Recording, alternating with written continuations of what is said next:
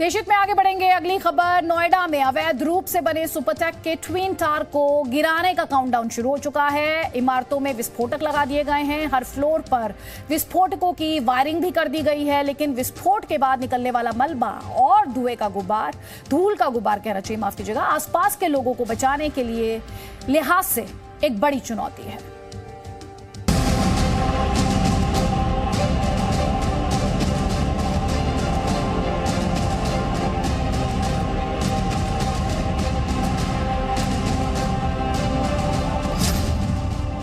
लग गया विस्फोटक, अब उड़ेगा सुपरटेक का कुतुब मीनार।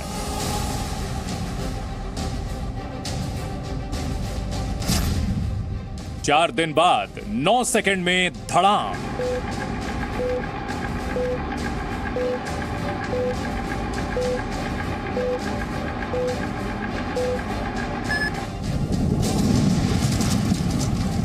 मलबे का पहाड़, धूल का गुबार कैसे हटेगा?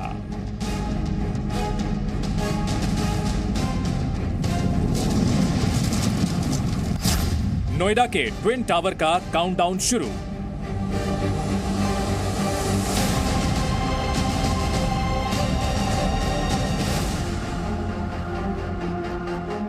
यह है दिल्ली के कुतुब मीनार से भी ऊंचे नोएडा में सुपरटेक के अवैध ट्विन टावर। ये टावर नोएडा के सेक्टर 93A में बने हैं। सुप्रीम कोर्ट के आदेश के बाद इसे गिराने की तैयारी चल रही है। इसके लिए इसमें करीब 3500 किलो विस्फोटक लगा दिए गए हैं।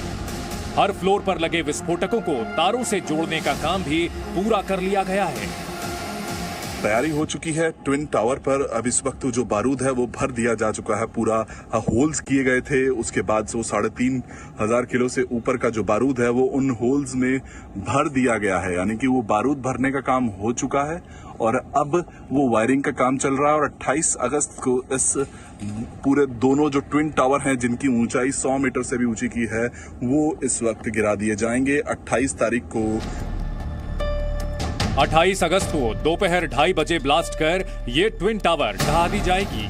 100 मीटर ऊंचे एपेक्स और 97 मीटर ऊंचे सियान टावर महज 9 सेकंड में धराशायी हो जाएंगे। धमाकों के बाद इमारतें एक बार में नहीं गिरेंगी, उन्हें पूरी तरह मलबे के ढेर में तब्दील होने में 4 से 5 सेकंड का वक्त लगेगा। उम्मीद के मुताबिक करीब 35,000 घन मीटर मलबा जमा होगा। इसमें से 21,000 घन मीटर मलबा एक खाली जमीन पर फेंका जाएगा, जबकि बाकी मलबा ट्विन टावर के नीचे बने गड्ढे में भरा जाएगा।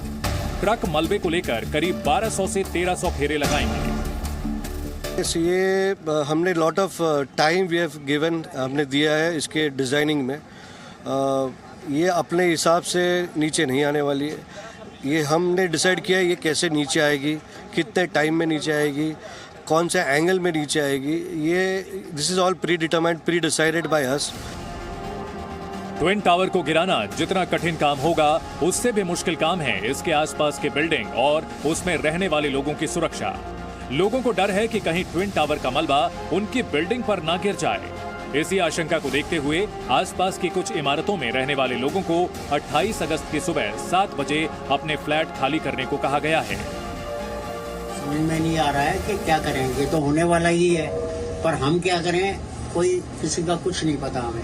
हम तो एक तरह से we are living it on the God कि क्या करेंगे, हमें यही नहीं समझ में, कर क्या सकते हैं।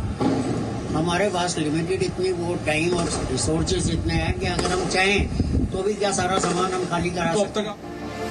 ट्विन टावर के आसपास वाली इमारतों में रहने वाले करीब 5000 लोग और उनकी 1200 गाड़ियों को सुरक्षित स्थानों पर पहुंचाया जाएगा। जहां पर मैं खड़ा हूं वो पास की ही बिल्डिंग है जहां पर अभी भी वो लोग रहते हैं, अपना जीवन व्यापन कर रहे हैं, यानी कि वो रिहायशी बिल्डिंग से महज ये सोचिए आप 30 से 40 मीटर की भी दूरी इस वक्त नहीं होगी। और वहां पर इस वक्त बारूद इस बिल्डिंग में भरा हुआ है और आसपास के लोगों की चिंता भी है। वो उनके इस वक्त दिल में ये है कि क्या हम अपने घर में वापस आ पाएंगे, क्या जिस दिन इस बिल्डिंग को विस्फोट किया जाएगा, ध्वस्त किया जाएगा, क्या वो इसी जगह गिरेगी, कहीं आसपास तो नहीं गिरेगी। ये सारी चिंताएं, यही सवाल है। आसपास के लोगों को मलबे से पैदा होने वाले धूल के गुबार को लेकर भी डर है। माना जा रहा है कि ब्लास्ट के बाद धूल का गुबार करीब 3 किलोमीटर के दायरे में फैल जाएगा और इसे छटने में लगभग 10 मिनट का वक्त लगेगा। हालांकि धूल के गुबार और मलबे से बचने के लिए आसपास के इलाके में बड़ी संख्या में जियो टेक्सटाइल फैब्रिक की चादरें लगाई गई हैं। खास तौर पर ट्विन टावर के पास वाली 4 इमारतों को ढका गया है। इमारतें भले ही ढक गई हों, सुरक्षा के इंतजाम भले ही किए गए हों, लेकिन डॉक्टरों की माने तो आसपास की हवा अगले 1 महीने तक प्रदूषित रहेगी और लोगों की सेहत पर असर पड़ेगा। जो आफ्टर इफेक्ट होंगे, जो गिरने के बाद जो कण जो पूरे वातावरण में फैलेंगे आसपास, वो जाके जो वहाँ पे लोग रह रहे हैं उनमें आंखों में जलन होना, स्किन के अंदर रैशेस होना, इवन गले में इचिंग होना या ब्रेन में हेडेक होना, और इसकी बात करें जो कार्डियक पेशेंट है उनके अंदर कार्डियक प्रॉब्लम होना, बीपी हाई हो जाना, अस्थमा वाले पेशेंट खासकर ब्रोंकाइटिस वाले पेशेंट्स हैं उनके अंदर अस्थमा अटैक्स बढ़ जाना, ब्रोंकाइटिस के अटैक बढ़ना, जो COPD के पेशेंट्स हैं उनके अंदर सांस की दिक्कत हो सकती है। आसपास रहने वाले लोगों के अलावा ब्लास्ट के समय वहां से गुजरने वाले लोगों की भी सुरक्षा का ध्यान रखा गया है। ब्लास्ट के समय आसपास से गुजरने वाले लोगों को कोई नुकसान ना पहुंचे, इसका भी ख्याल रखा गया है। ब्लास्ट के समय आसपास की सभी सड़कें बंद रहेंगी। 500 मीटर के आसपास वाहनों के आने जाने पर पूरी तरह रोक लगा दी जाएगी।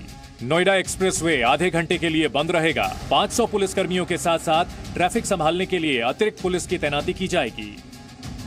ACP ट्रैफिक को पूरे इलाके को देखने के लिए कहा गया। हम लोग भी विजिट कर रहे हैं। ट्रैफिक प्लान अंतिम रूप में है और जिसके जो आसपास के रोड हैं, खासकर जो ट्विन टावर को कनेक्ट करते हैं, चाहे वो पीछे हो जाए, दाएं बाएं हो जाए, सामने हो जाए, वो पूरी तरह प्रतिबंधित रहेगा। अब सवाल ये है कि जिस ट्विन टावर को 28 अगस्त को गिराया जाएगा वो भले ही चंद सेकंड में धराशायी हो रही हो, लेकिन इसके गिरने से होने वाला असर लंबे समय तक रहने वाला है। ऐसे में आसपास के लोगों की परेशानी जल्द खत्म होने वाली नहीं है।